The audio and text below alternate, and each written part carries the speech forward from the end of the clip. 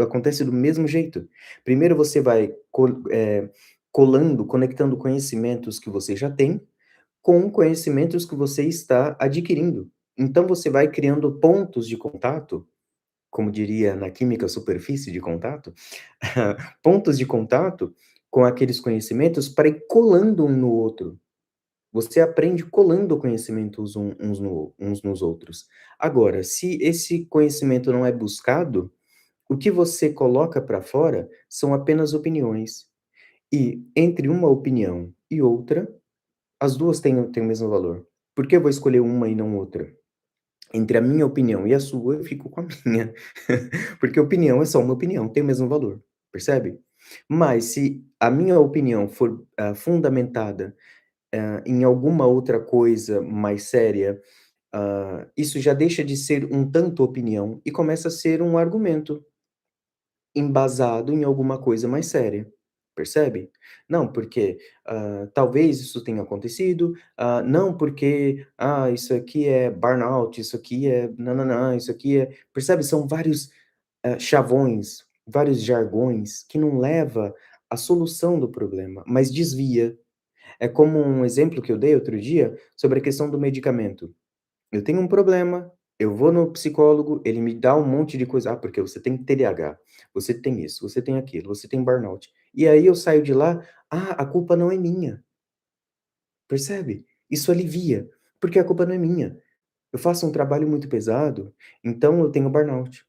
Eu tive uma vida muito complicada, uma infância muito complicada, então é o problema dos meus pais.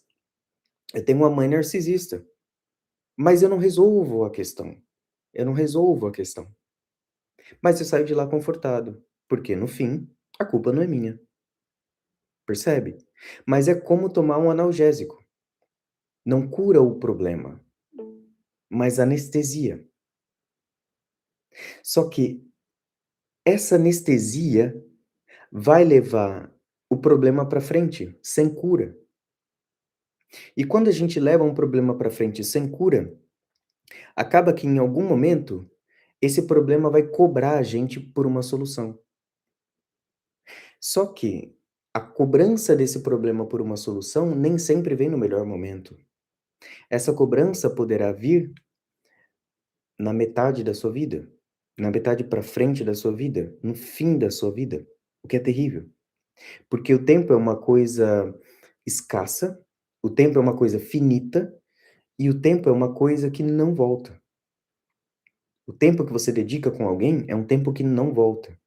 E o tempo que você desperdiçou não investindo e não, procurando soluções para questões antigas, é um tempo que não vai voltar. Infelizmente, é um tempo perdido. Por isso que entender o passado é diferente de buscar o passado para encontrar um culpado. Quando você encontra um culpado, normalmente você está buscando por justiça. Só que quem quer justiça para o outro e também para si. Mas quanto daqueles problemas são culpa nossa? Quanto daqueles problemas, não foi você mesmo quem criou? E se você pede justiça por determinada coisa, mesmo que você não tenha consciência de que é você o culpado, você pede justiça para você mesmo. Então você vai ser ainda mais punido, percebe? Então entender o passado e a partir desse entendimento tomar uma atitude, consciente, sábia, eh, mais, balanceada, equilibrada, para construir um futuro melhor a partir do sofrimento passado, isso pode ajudar a solucionar o problema. Porque alguém disse, realmente não me lembro quem, que a raiz de uma doença psicológica, psíquica ou psicossomática é um sofrimento pela ignorância. Ou seja, eu tenho um sofrimento que eu não sei qual é a causa daquele sofrimento. Isso adoece. Mas um sofrimento com causa não adoece. Por exemplo, um luto não adoece. Dói muito, mas não adoece. Então, entender o que aconteceu no passado é muito importante. Olha, você passou por isso, isso, isso, isso, isso, isso. Nossa, é verdade. Como que eu posso usar esse sofrimento para sair, para não repetir isso com os outros, já que me fez sofrer? Não quero que os outros sofram como eu sofri. Então, como que eu posso sair desse sofrimento para uma situação melhor, usando o passado como uma catapulta, como uma alavanca que vai me impulsionar para o futuro? Como que eu posso fazer isso? Porque os problemas, eles podem fazer 2 coisas com a gente. Ou eles nos deixam mais amargos, ruins e piores, ou eles nos deixam mais fortes e mais sábios. Só que a diferença é, se eu sofri no passado, se eu fui injustiçado no passado por culpa de alguém, eu posso sentir muita raiva, com toda razão, porque você foi injustiçado, mas muita raiva, e eu quero me vingar. Ou eu posso pensar: eu sofri muito,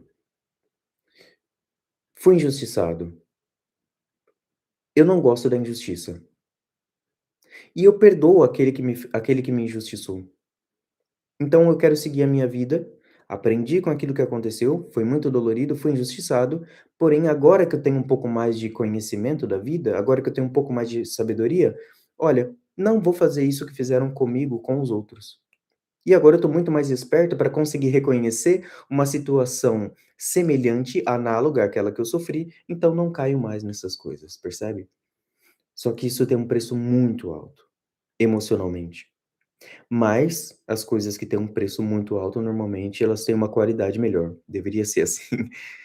Então a sua vida vai ter muito mais qualidade, porque você pagou um preço muito alto, que é o preço do perdão. O que é o perdão?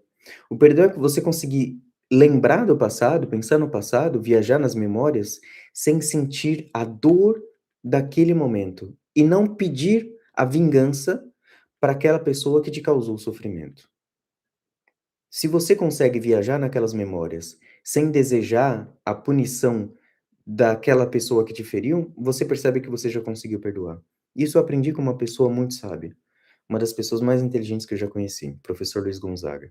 Então, é assim que a gente consegue avançar na vida. A outra coisa sobre conhecer o passado, ver o passado, entender o porquê que você está vivendo essa vida. Quais são as causas desse sofrimento? E como você pode sair desse sofrimento, como que você pode dar um sentido para a sua vida a partir do sofrimento, isso o Viktor Frankl, ensina de uma forma brilhante, através da própria vida, através das obras. Isso é uma coisa muito interessante, porque o sofrimento ele é necessário na nossa vida, porque sem o sofrimento a gente não consegue perceber o que é também a alegria. Sem o sofrimento a gente acha que a gente é um pouco rei do mundo, a gente é um pouco dono de todas as coisas, mas não é bem assim. Se a gente for pensar bem, a gente não consegue nem controlar quando a gente vai ter fome, quando a gente vai ter sede, quando a gente precisa de fazer as nossas necessidades fisiológicas. A maior parte das coisas a gente não controla, mas a gente tem a sensação de que controla sim tudo. A gente faz planos para o futuro, planos muito certos para o futuro, completamente confiante de que tudo vai dar certo. E basta um imprevisto, basta alguém da família ficar doente e tudo vai por água abaixo, tudo desmorona. Então, talvez a coisa mais interessante da vida é perceber que se eu sei muito bem o máximo possível, o máximo quanto é possível para eu conhecer sobre a vida humana através de outras vidas, poxa, talvez talvez eu consiga resolver muito melhor as minhas questões pessoais e talvez até ajudar alguém. Porque problemas de família, se você conversa com seus amigos, eles são basicamente os mesmos. Basicamente os mesmos problemas de irmãos, de casal, de trabalho e etcétera. Basicamente a mesma coisa. Mas como dar um conselho para alguém? Se você vai dar um conselho para um ser humano, você tem que entender sobre a vida humana, percebe?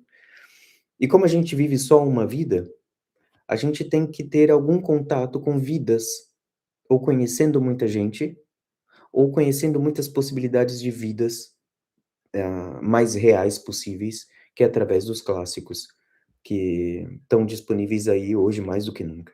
Bom, é isso que eu queria dizer sobre a psicologia e a vida humana. E eu espero que você tenha gostado desse vídeo.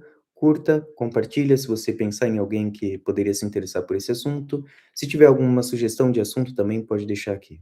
Um abraço e até o próximo vídeo.